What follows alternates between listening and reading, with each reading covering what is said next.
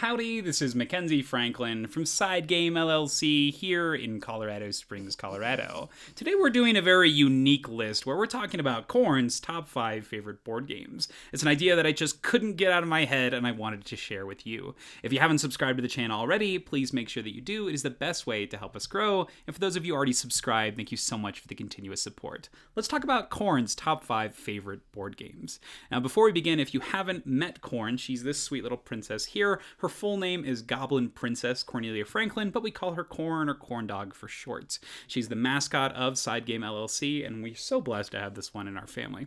Now, Corn loves all sorts of things about Colorado. She likes the water, but just being on top of it, she really enjoys it when we go paddleboarding and we take her with. And then she also loves to be out in the mountains or just walks in general, but she can only go for so long, so at certain points you're going to have to carry her, but I don't mind. It's awesome to have her with us when we make it to these summits or just these beautiful views, and you can tell she's loving it there.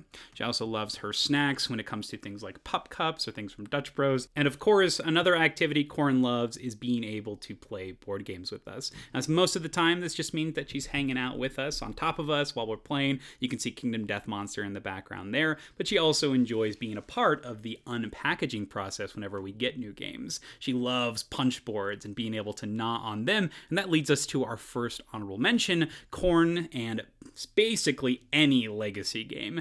Pandemic Legacy Season 1, Season 2, Season 0, Season 0 most recently, she was able to gnaw on the pieces. Now, if you're not familiar, it's a standard Pandemic game, but throughout the game, you're going to be able to tear up your cards, and Corn, you can just say, hey, Corn, can you nibble this for me? She'll chew on it for a little bit, and boom, your component is destroyed. So she liked being and having an active part in Pandemic Legacy Season 0, this most recent one. So that's the honorable mention. Those are the Pandemic Legacy and Legacy games in general with destroyable components. So let's go ahead and get into the list with number 5. So the number 5 game is a new one to the library. This is Sticky Cthulhu. A Sticky Cthulhu has you throwing these large sticky tentacles and you're trying to catch whether it be a creature of the night, a Migo, a Byaki without hitting these cultists, and the better you do, the more of these curse cards you get, which will make it harder for you to grab things with your sticky hand in the future.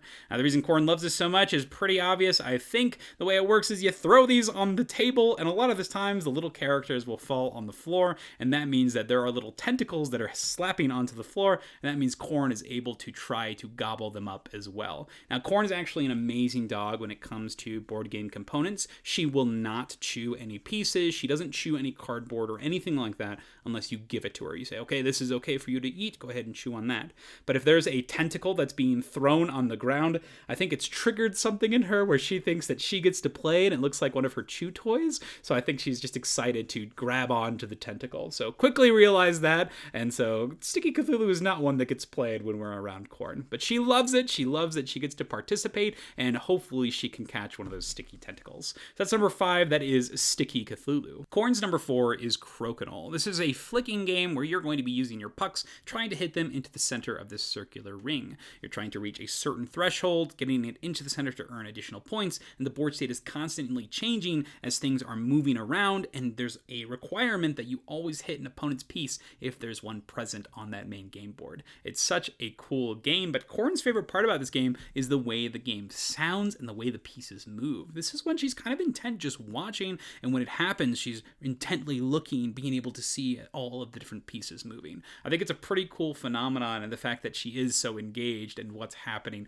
on the Crokinole board. So that's number 4, that is Crokinole. Corn's number 3 goes to Coconuts, a flicking dexterity game where you are trying to use your monkey to flick coconuts into this central area of cups. Once you make a pyramid out of 6 cups, you win the game, but everybody is going to try to stop you because your cups aren't safe if they're in your area either. So anytime someone flicks, they're trying to get it into any cup and they'll be able to take it and put them in front of them. Now, the reason Corn loves this game so much is she loves the monkeys. The monkeys look like toys that she might play with, and so whenever they come out, she is all about getting one of those monkeys. As mentioned before, she doesn't really mess with any board game pieces. She knows what's right and what's wrong, but these monkeys are something she must have. And I think that's hilarious, and the fact that she enjoys them so much. So that is the monkeys from Coconuts in general. Number 2 goes to Happy Salmon, a real-time matching game where it's all about making specific hand motions. And the game itself is actually stored in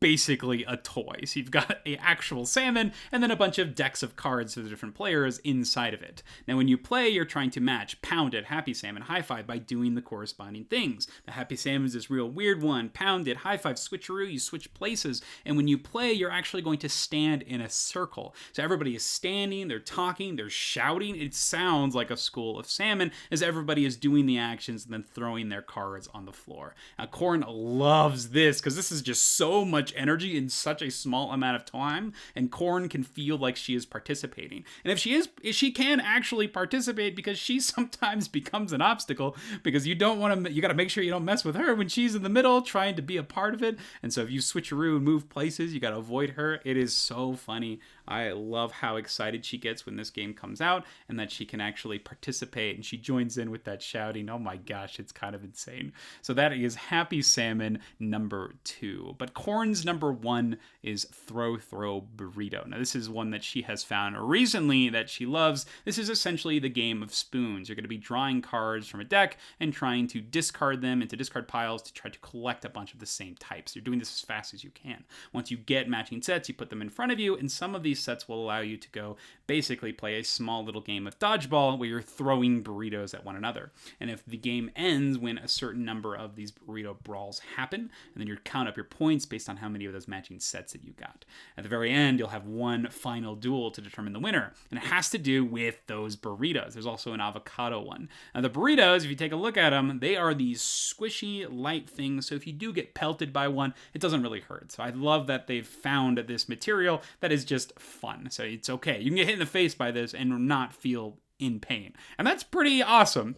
But that being said, just look at the squish factor of these. Corn loves playing this game because as soon as she sees those burritos, that is the ideal chew toy consistency. She's also amazing about her toys and not getting them all chewed up. So being able to have a game where as soon as a burrito is thrown, she goes, whoa, she jumps up, she grabs it, and she runs to the other room with it because that's her toy now. She gets to play. And so half of the game of Throw Burrito at our house is going to go grab the burrito or the avocado after it's been thrown. Hilarious. It makes sense why she loves it. So that is Throw Burrito, her number 1, because this is the one where she gets to play the most.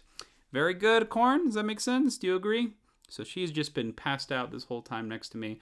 But in general, Corn is the cutest little thing. I'm so happy she gets to participate in our game nights. And I hope that you found this video at least a little interesting or funny in general. I'm curious, do your pets participate in game nights? How do you incorporate them into your game nights? What do you think of this list? What do you think of weird outside the box topics like this?